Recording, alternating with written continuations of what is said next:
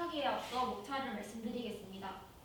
네, 저널리즘에 대한 간단한 정의를 소개한 뒤 타겟 설정, 상황 분석, 해결 방안, 시청 포인트 순으로 발표를 진행하겠습니다. 먼저 저희가 홍보 영상을 만들게 된 저널리즘에 대해 간단히 설명해 보겠습니다. 저널리즘은 활자나 전파를 매체로 하는 보도나 그 밖의 전달 활동, 사업 또는 매스미디어를 통해 공공적인 사실이나 사건에 관한 정보를 보도하고 논평하는 활동을 의미합니다. 좁은 의미로는 정기적인 출판물을 통해 시사적인 정보와 의견을 대중에게 전달하는 활동의 의미를 가지며, 넓은 의미로는 비정기적인 것, 출판물 이외의 비임세물에 의한 것, 오락 및 지식 등을 제공하는 등의 경우도 포함해서 사용합니다. 저널리즘에 일에 종사하는 사람을 저널리스트, 즉 언론인이라고 지칭하며, 저널리즘 트랙은 언론인이 되고자 하는 학생들에게 가장 적합한 교육과정을 구성해둔 것이라고 할 수 있습니다. 저희 영상의 타겟 청중은 세 부류로 나누어 보았습니다. 첫 번째는 저널리즘에 관심을 가지고 미디어 커뮤니케이션 학부 입학을 희망하는 고등학생, 두 번째는 미커학부에 재학 중이면서 전공 트랙 결정에 있어 어려움이 있는 저학년 학생들, 세 번째는 미디어 커뮤니케이션 학부로서의 전과 복수 전공을 고민하는 학과 학생들입니다. 저희는 영상에서 전하고자 하는 메시지의 방향성을 잡기 위해서 상황 분석을 진행하였고, 사람들이 현대 저널리즘에 가지고 있는 문제점과 사람들이 가진 편견에 대해 알아볼 수 있었습니다. 첫 번째는 상업주의의 추구입니다. 현대 저널리즘은 자본주의 시장경제 논리의 영향을 받아 자본주의 체제 의존증이 심해지고 있습니다. 기업성과 오락 기능이 높아지며 언론사는 독자 관심 유도를 위해 광고성 기사와 내용을 베껴 쓰는 등의 형식과 같이 출처가 분명하지 않은 온라인 기사 등의 선정적인 보도를 지속적으로 내보이고 있다는 것을 알 수 있었습니다. 이러한 언론사의 상업주의 추구는 기사의 질과 기자의 윤리의식을 저하시키고 있다고 파악하였고, 결국 사람들의 저널리즘과 기자 자체에 대한 인식까지도 부정적으로 변화시킨 것이라고 판단하였습니다. 두 번째는 가짜뉴스의 증가입니다. 최근 저널리즘 선행 연구에 의하면 페이크 뉴스에 노출되는 경험이 뉴스 미디어에 대한 신뢰도를 낮추는 등 부정적인 영향을 미치는 것으로 나타나며, 잘못된 정보가 기사 형태로 뉴스 수용자에게 전달될 경우 뉴스 신뢰도를 낮추고 있다고 밝혀졌습니다. 미디어의 이용도가 높을수록 허위 정보에 대한 노출도가 커지며, 전통적인 뉴스 생산 매체를 통해 뉴스를 이용한다고 응답한 사람들에 비해 유튜브, 인터넷 전문 매체 등을 통해 뉴스를 접한다고 응답한 사람들이 허위 정보에 더 많이 노출된 것으로 나타났습니다. 언론 매체가 다양해지면서 기사를 더 편리하게 접할 수 있지만, 그만큼 가짜뉴스의 접근성도 높아진 것이 문제라고 볼 수 있습니다. 세 번째는 고전적인 이미지입니다.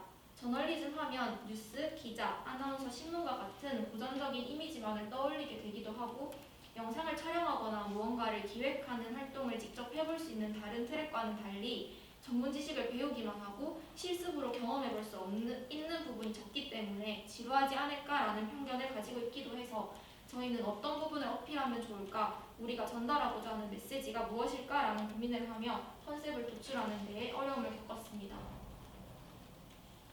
앞서 말한 편견은 전공생인 저희 역시도 가지고 있었는데요. 처음에 회의를 시작할 때는 고전적인 이미지만 계속 떠올라서 저널리즘 트랙 자체만을 소개하는 데 집중했습니다. 그렇기 때문에 저희는 교육과정 소개, 직업 소개 위주로 스토리를 짜기 시작했고, 영상에서 학생들을 대상으로 한 공감이나 재미의 요소를 찾기 어려웠습니다. 하지만 자료조사를 진행하고 교수님의 피드백을 반영하면서 저널리즘 트랙 그 자체를 설명하기보다 우리가 저널리즘을 배우는 과정에서 얻을 수 있는 본질의 중요성을 이야기해보자 라는 결론을 도출하게 되었습니다. 결론적으로 저널리즘 하면 기사, 아나운서, 뉴스를 떠올리는 것이 틀린 것은 아닙니다. 하지만 저희는 이렇게 고전적인 이미지만을 떠올리기보다 저널리즘 교육의 본질, 즉 여러 사회 문제 속에서 진실을 탐구하고 파헤치는 비판적 소통 능력과 다양한 시사 이슈를 분석하는 통섭적 분석 능력이 더욱 중요하다는 점을 강조하고, 저희 학과가 ICT 정보융합 전공과 언론 전공이 합쳐진 미디어 커뮤니케이션 학부라는 점을 감안해서 저널리즘 분야의 전공 지식에 인공지능, 데이터 분석 등이 결합하는 등 발전적인 모습을 보이고 있다는 것을 강조하고자 하는 컨셉을 도출하게 되었습니다. 다음으로 스토리텔링 포인트 3가지를 말씀드리겠습니다. 첫 번째는 저널리즘 트랙의 변화에 대한 이야기입니다. 시대에 따른 기술의 발전으로 인해 저널리즘 트랙에도 변화가 생겼고 이를 좀 더 상세하게 설명하며 저널리즘 분야가 전통 매체에 머물러 있는 것이 아니라 꾸준한 발전으로 인해 충분히 비전이 있다는 사실을 전달하고자 하였습니다. 두 번째는 변화를 이루어내면서도 전통적인 저널리즘 정신을 잊지 않았다는 것을 강조하였습니다. 사건의 진실을 탐구하는 것, 많은 자료들 속 진실을 구분해내는 것, 비판적인 글쓰기를 할 수 있는 역량을 기르는 것은 여전히 저널리즘 분야에서 중요시 여겨지는 부분이고 이러한 부분은 기술의 대체로 어려우며 사람만이 할 수 있는 일이라는 것을 얘기하고자 하였습니다. 마지막으로는 저널리즘과 관련된 부정적인 이슈를 언급하고 간접적인 해결 방안을 제시하였습니다. 가짜뉴스와 관련된 앵커의 보도, 학과 학생과의 인터뷰를 통해 고전적인 이미지로 인한 편견을 직접적으로 이야기함과 동시에 교수님의 인터뷰에서 학생들에게 조언을 전하거나 실제 졸업생의 인터뷰에서 자신의 경험담을 이야기하며 간접적인 해결 방안을 제시하고 있습니다.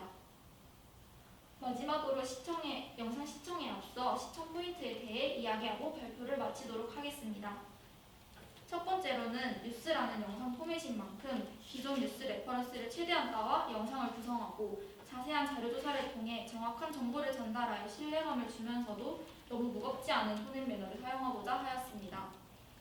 두 번째는 앵커와 기자의 독백 대사가 주로 이루어지는 영상이어서 다소 분위기가 딱딱하고 재미없어질 수도 있다고 저희는 생각을 해서 야외 현장에 나가 있는 기자, 교수님과의 대면 인터뷰, 전화 연결 인터뷰, 현장에서 학생과 기자의 인터뷰 등 다양한 인터뷰 방식을 이용해 지루하지 않게 만들어내고자 하였습니다.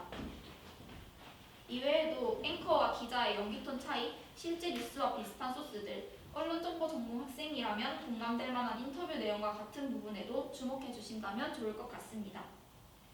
저희가 팀원이 적어서 준비하는 과정에서 어쩔 수 없이 각자 여러 역할을 동시에 맡으면서 했는데 모두 열심히 임해주어 감사하다고 이 자리에 들어 말씀드리고 싶습니다.